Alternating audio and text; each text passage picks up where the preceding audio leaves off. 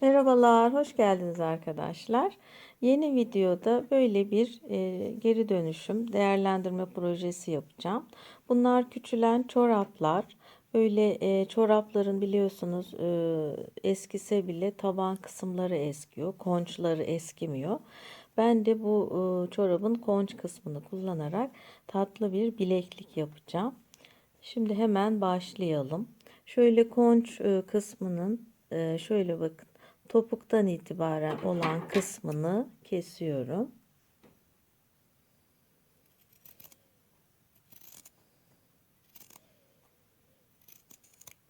Evet. Bu şekilde diğerini de keselim. Evet. Bu şekilde kestikten sonra herhangi bir süfleye gerek yok arkadaşlar. Bakın hiç atmıyor bu dokumalar. Evet. Şimdi bir hemen tığ işi yapacağız. Şöyle ince bir iplik kullanıyorum. Dantel ağ ipi de kullanabilirsiniz. Evet, yine şöyle bir ince tığla 1,5 milimetre tığ kullanıyorum. Şuraya bir kenar yapacağız. Şöyle bir miktar bakın şöyle derinden batıyorum. Evet. Şu ipi de içine alarak 5 zincir çekeceğiz. 1 2 3 4 5. Evet. Şöyle şu mesafeden batıyorum.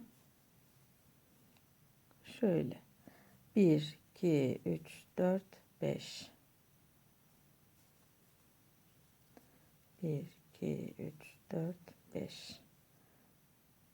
Evet, bir sıra böyle devam edelim.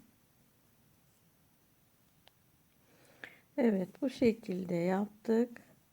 Şimdi şuranın dışına doğru geldim. Bakın şöyle 1 2 3 4 zincir çekiyorum. Her birinin birleştiriyorum böyle.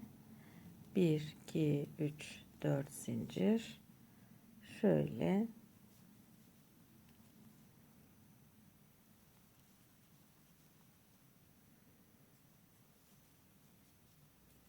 Evet, bu şekilde ikinci sıraya da devam edelim.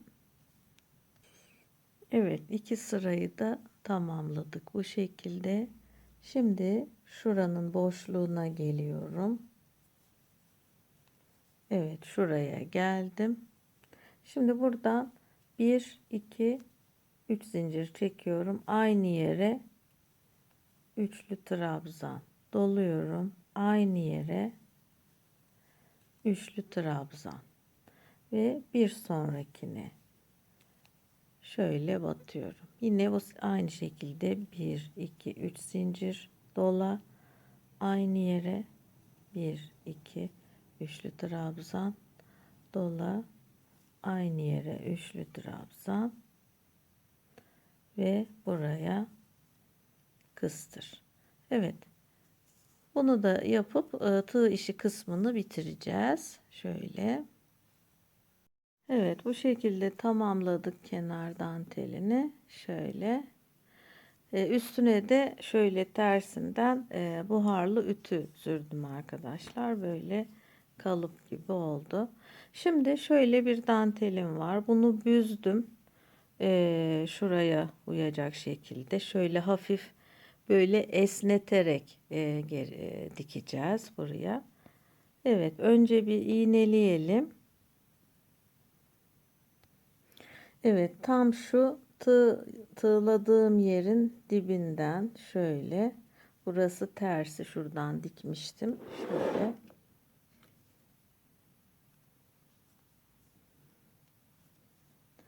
Evet, hafif şöyle gerdirerek dikiyorum. Pay bırakmıştım dantelde.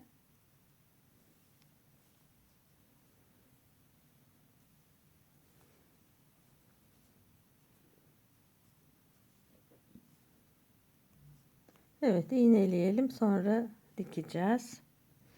Evet, kendi bordo renginden 2 kat ipliği bu şekilde hazırladım.